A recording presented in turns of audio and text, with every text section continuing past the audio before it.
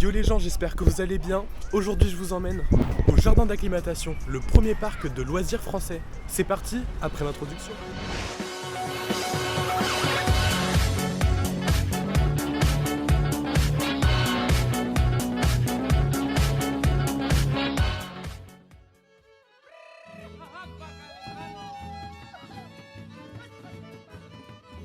Comme vous l'avez compris avec certains plans, actuellement au jardin d'acclimatation il y a un événement en particulier, c'est Halloween, donc je vais pouvoir vous montrer tout ça et bien sûr faire quelques attractions par la même occasion. Mucho cuidado, señores, porque la muerte anda lista. En el panteón de Dolores ya nos tiene una posita para los compositores y uno que otro periodista. Le parc il est sur une thématique en particulier, c'est pas la fête d'Halloween, je veux dire si, mais la fête d'Halloween dans la culture mexicaine et ça c'est très sympa, comme on peut voir dans Coco d'ailleurs. Et ça c'est vraiment super joli, super beau, ça met de la couleur dans une période qui est normalement assez sombre et qui fait peur justement. Yo me le escapé una vez, pero por poco y me atrapa.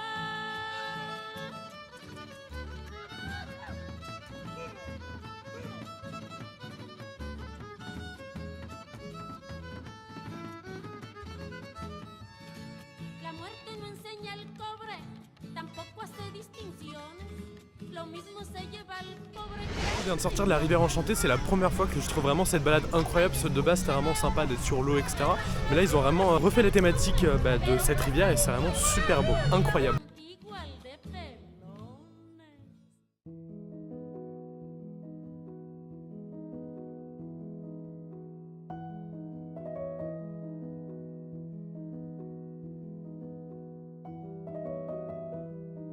On vient de sortir du spectacle de magie, honnêtement il était vraiment pas mal du tout. Après moi étant magicien, bien sûr que je connais tous les secrets, mais pour les enfants je trouve que c'est vraiment un super bon spectacle.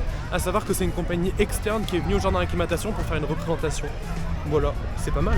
Il y a une nouvelle attraction qui est ouverte, je veux dire ça fait depuis un an qu'elle existe, en tout cas je veux dire moins d'un an, parce que la dernière fois que je suis parti c'était il y a moins d'un an. Donc ça s'appelle Jurassic Island.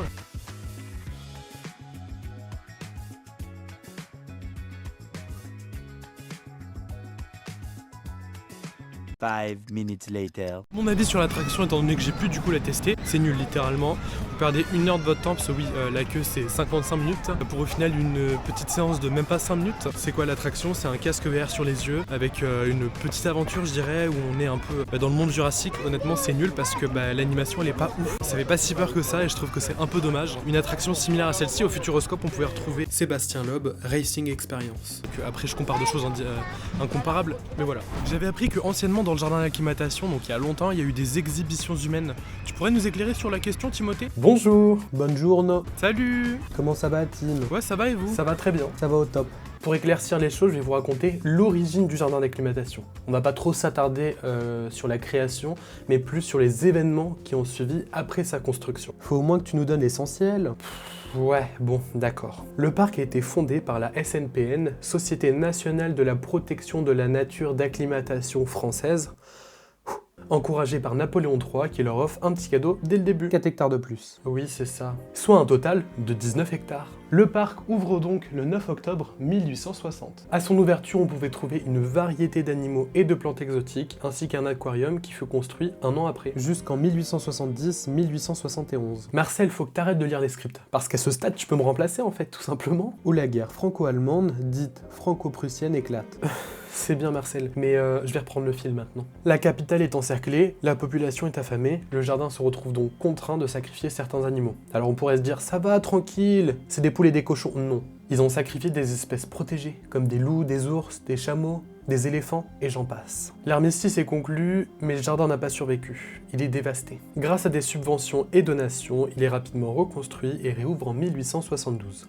Les années suivantes, le parc s'équipe avec de nouvelles installations. Magnanerie, écurie, bergerie, chenille, vacherie, panorama, gymnase, pigeonnier, spectacle d'otarie, promenade à dos de zèbre, et un petit train fait son apparition, reliant Porte-Maillot au jardin d'acclimatation. Le jardin ressuscite au final? Oui, en quelque sorte. Enfin, jusqu'en 1877, où le parc a eu une idée farfelue, faire des exhibitions humaines. C'est quoi des exhibitions humaines? C'est une exposition d'êtres humains, généralement considérés comme sauvages ou animal, pour la simple raison que ceux-ci avaient une culture, religion ou couleur de peau différente des Français, pour l'exemple. Donc le jardin, inspiré par l'idée des Allemands, décide de faire comme eux et faire un zoo humain. Je vous passe tous les détails parce que pour ma part c'est assez perturbant, mais le premier quart de siècle, ce sont pas moins de 22 expositions qui sont organisées. Le pire c'est que ça marche.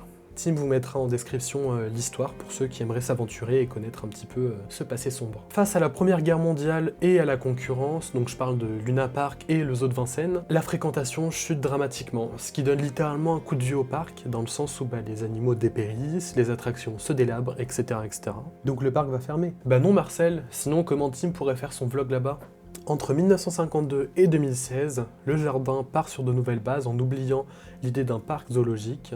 Le jardin deviendra donc un parc de loisirs avec des manèges, toboggans, carrousels, projections de films, 3 petits points. En 2017, après être passé dans plusieurs mains, voilà, le parc trouve enfin un concessionnaire de qualité, LVMH. Tout simplement. La position dans laquelle je suis, c'est une dinguerie, on dirait un professeur, qui a dépensé plus de 85 millions d'euros dans le projet de réaménagement du parc, celui qu'on connaît aujourd'hui. Désormais, le jardin d'acclimatation se classe parmi les 3 premiers parcs d'attractions français, attirant chaque année plus de 2 millions de visiteurs, voire plus. Bon, je vous laisse, faut que je montre aux gens la nouvelle attraction qui va bientôt sortir, le Dragon 2. Trop cool. Au revoir. Au revoir. Au revoir.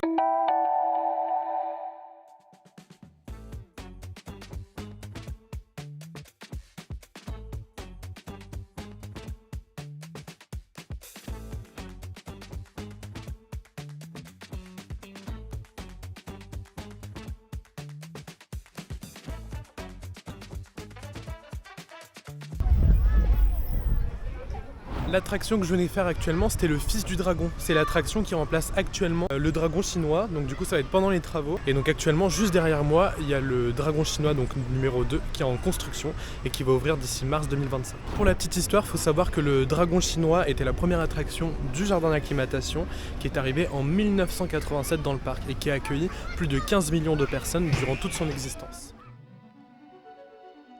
L'événement qui suivra Dia de los Muertos sera le Festival des Lanternes, le bal des dinosaures, du 29 novembre 2024 au 2 mars 2025. Une occasion pour moi, éventuellement, de vous faire une vidéo sur ce sujet.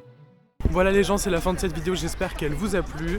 Je le dis pas souvent mais du coup je vous le dis maintenant. N'hésitez pas à mettre un petit commentaire, à liker la vidéo et à vous abonner pour me soutenir. C'est gratuit, ça vous coûte rien. Au revoir les gens, c'était Timéo, adios.